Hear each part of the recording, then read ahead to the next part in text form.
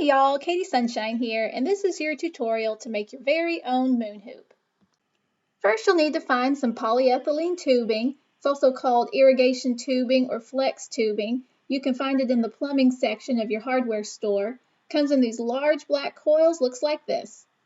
You'll also need 2 of these T inserts that fit into the tubing. Place both inserts into some hot water and boil for about 10 minutes. Carefully remove the inserts one at a time and squeeze the T down so that you make it into more of a Y shape.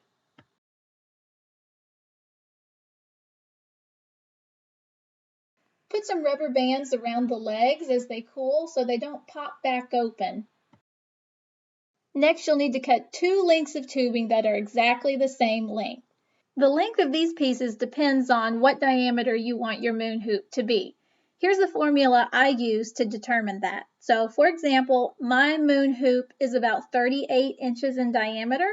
So this is how I figured out what length each piece needed to be. If you want to be able to use your moon hoop on body, I definitely recommend a large diameter. If you're good with simply off-body moves, you can get away with smaller diameters. If you know a local hoop maker, you can always reach out and get some help with this step. Take one of your lengths of tubing and boil the end for about 30 seconds.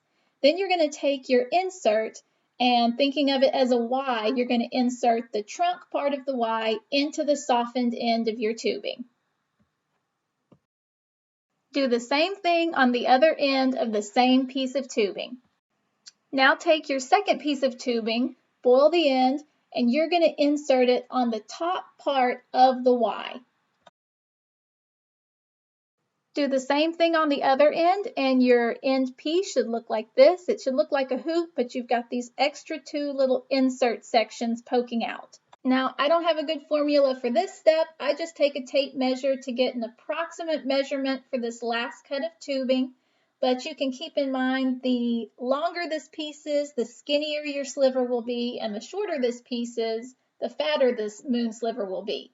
Cut another piece of tubing that matches this length, boil the end, and then connect both ends to the 2 insert pieces that are poking out.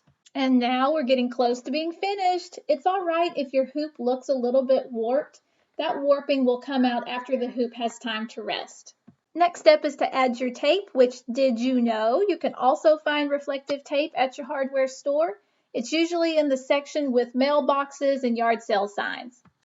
Add your tape, and then congratulations, your new moon hoop is finished. And as always with reflective tape, make sure you're recording with your flash on for best results. Happy hooping!